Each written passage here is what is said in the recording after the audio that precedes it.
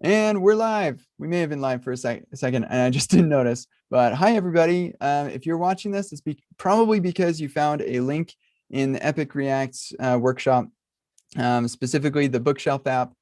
I made a little boo-boo, and I apologize for that. And I'm making up for it by recording this right now so you can see the mistake that I made. And I actually haven't tested this out with React Query v3, but I'm pretty sure that this is going to be the same whether you're using v3 or v2 or probably v4. This is a pretty fundamental API. I just made a simple mistake on this one.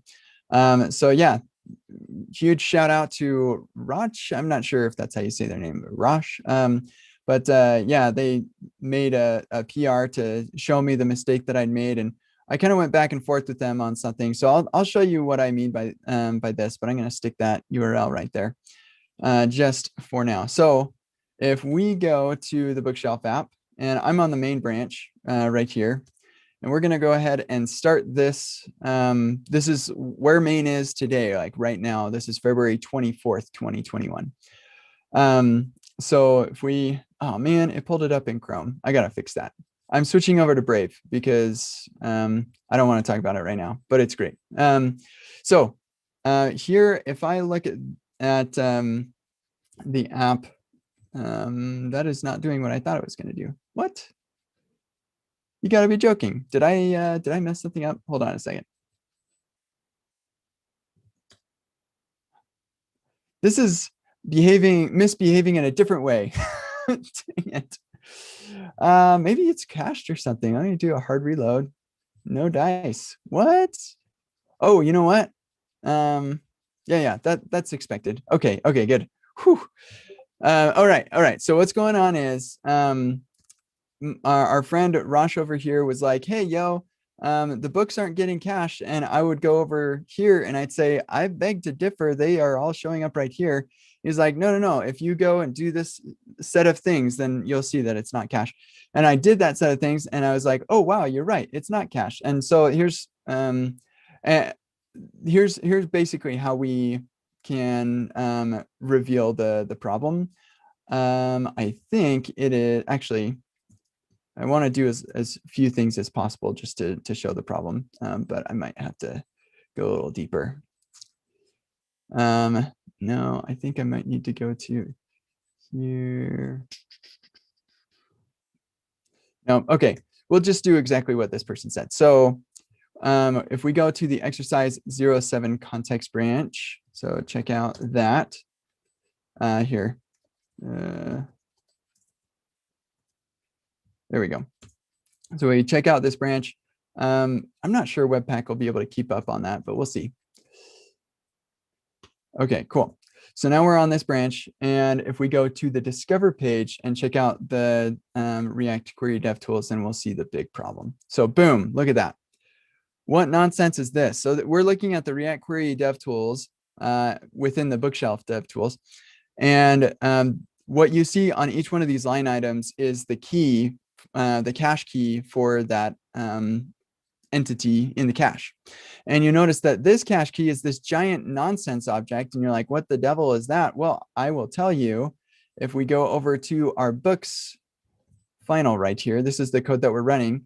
And what I did in the course and what I'm showing you right now is we say query cache, set query data. Here's the query key I want to set the query data for. Here's the query function, which incidentally, like, why would you need that for setting it in the cache? The cache doesn't care about the query function itself. The queries do, but the cache doesn't. So that's a first hint that something is weird is going on. And then we just take the query book config because that's what we, how we want to configure this. And I explained that in the course. That part's irrelevant. Here's the real kicker. The set query data accepts a key and the data or updater and then the old data and whatever. The key, it does not accept a configuration object like I'm doing here. And I prefer using the configuration object in use query and stuff. I think it's more explicit. And in fact, Tanner Lindsley told me that it's likely they're going to just go with configuration object as the only option. So like the being able to pass the key as the first argument, And then the query function is the second one that I'm pretty sure that's going to go away.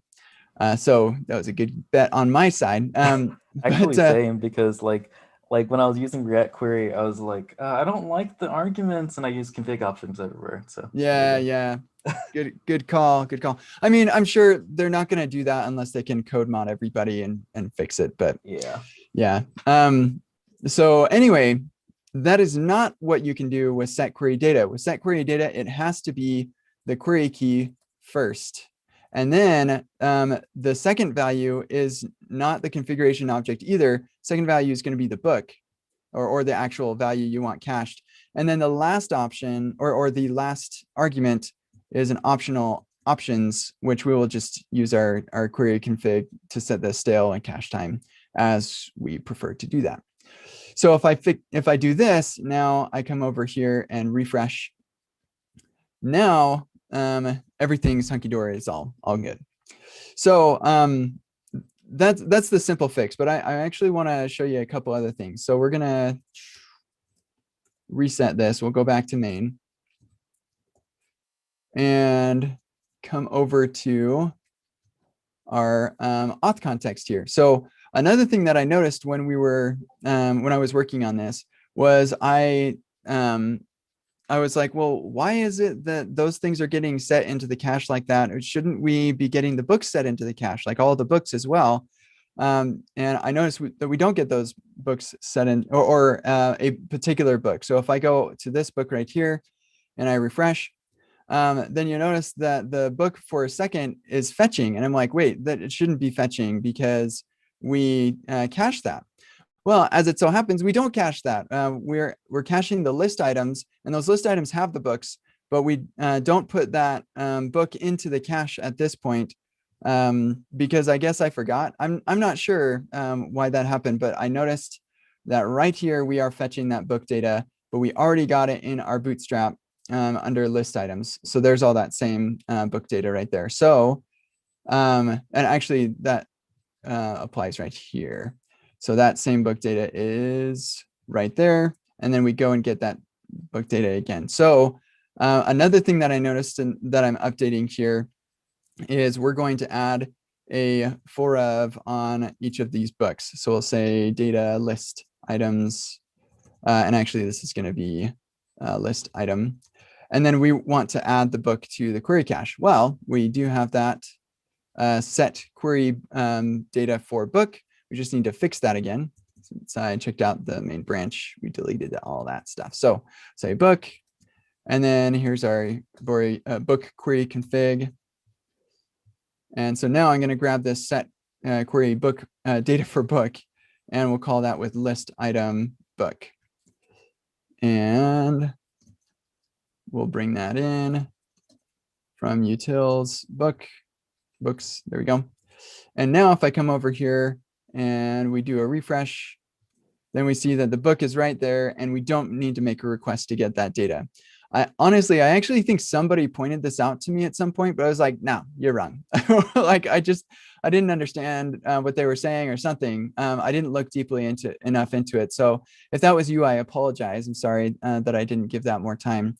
But I'm fixing it now.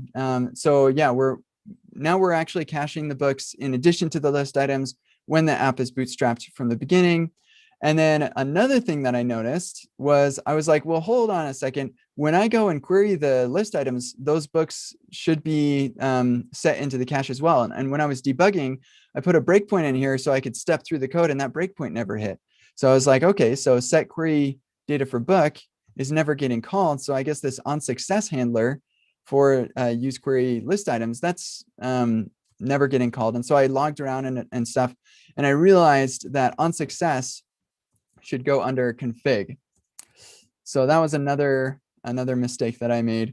And because we want to allow people to call use list items with onSuccess or with all of the options and like override use query options, then we need to simulate the same API that use query exposes. And that means use success will actually not be a root option, but it'll be an option on the options.config. So we're going to rewrite this a little bit.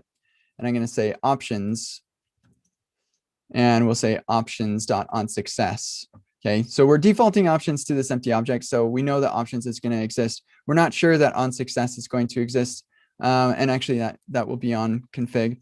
We're also not sure that config is going to exist. So I'll add a Elvis operator right there. I always forget what that's called. Like there's a better name for that. I always call it the Elvis operator, but it's not. What is that operator called? Optional chaining. Optional Yeah, chaining. optional That's chaining. yeah. Thank you. I was for some Elvis just sticks for me. But yeah, it's optional chaining. So yeah, we're gonna say let's take these options, which is defaulted to an object, and if it has a config, and if that has an on success, then we'll call it. And then we also, if options does have a config, we don't want to override this object. So what we're gonna do is move this spread right there, and then we'll spread options dot config, so we can combine all those things together. So we're just combining everything together so people can specify their own without busting our built-in behavior, right? Incidentally, nobody actually uses that API. If you find use list items, we only use it in one place and it's not called with anything. But you're always walking the line of how contrived do I make this and how real world do I make this? And I wanted to show you how could you make, like, this is a real world app, and in a bigger, more real world app, there's often times where you're going to need to be able to enhance or handle different use cases and stuff. And I wanted to demonstrate how to do that. So anyway, yeah, that's our use list items is now updated, and on success is now going to get called. And so what that means is when I come over here to the Discover page, or let's see, I think it's on the reading list. I can't remember. Let's see. No, if I start on the Discover page, this is what it is. I start on the Discover page. We're going to get our list items and all of the books and everything. And if I add this book to my reading list, man, there's like a sequence of things that you do. And now I can't remember what that sequence is. But in any case, we are absolutely certain that whenever we are updating the list items, we're also going to update all of the books. Yeah, so we fixed that. So that's good. Do you remember the spread of undefined is safe? Yeah, spread of undefined is safe. Thanks for bringing that up. So yeah, if options.config is undefined, then we'll be fine here. Okay, so there was one other thing, and that is this set query for book data. When we bootstrap our app, so we've loaded it up, we've identified the users logged in, we've gotten all of their data for that user. Initially, so to prevent any components that render from saying, oh, look, there's a list item in the cache, but I want to make sure that that is still valid, so let me go revalidate. That's kind of one of the benefits of React Query is that it'll do that revalidation. But when we initially load the app, we don't need it to revalidate. Like we barely got this data. I'm pretty positive it's valid, so we don't want to go revalidate. And so that's what the stale time of 500 is it says, go ahead and let components render in the first 5 seconds. And then after that point, we'll assume that this data needs to be revalidated. So as the user starts navigating around and stuff. And I talk about that in the videos when we add this stale time. So with all that considered, we should also probably consider the same thing when we set the query data for our book. We do have this query book query config, which has a stale time of 1 minute. And yeah, actually, that's probably fine. I was going to say that we might want to allow you to expand that, but the book data does not change very often. And so we're going to just leave that where it is. What I was going to say is we could also take some overrides and spread that and spread the overrides, but we don't need to do that here. We'll just leave that problem for another day if we ever have the problem. So anyway, all that we're changing here is a little change on the set query data to use the proper API of a key and then the value and then any configuration. And then we changed our list items to have the proper configuration here, where on success is on an object under config within the query configuration. And so we moved that into here and then changed a couple of things so that we're composing the given options properly. And then in the auth config, we added this stuff to set query data for the book. That's all. There's not a lot of changes, and it's nothing like earth-shattering or anything. But it was enough for me to say, you know what, I need to get this updated. I'll record this live stream video for folks to see what those changes are, and I'll add a link in the documentation to explain why things are a little bit different from the videos. And hopefully that is helpful and useful to people. So. What about your plans for React Query 3? That will all happen when I revamp the whole thing. Yeah. Okay. So probably like maybe later this year if we're lucky, but maybe not till next year. It really depends. Everything's going to be in TypeScript then, and yeah, it's going to be a big, really awesome revamp. I can't wait. It's going to be awesome. But yeah, React Query v3, we'll probably skip it altogether because I know they're working on v4 right now. Yeah, so that's exciting. They've got some really big plans. It's cool. So anyway, I'm gonna wrap this up so the video is not very long. So thanks for hanging out with me and asking some questions and stuff. And look forward to this update hitting a epic React app near you very soon in the next couple minutes. So thanks everybody. Yeah, sure. See you later. Thanks.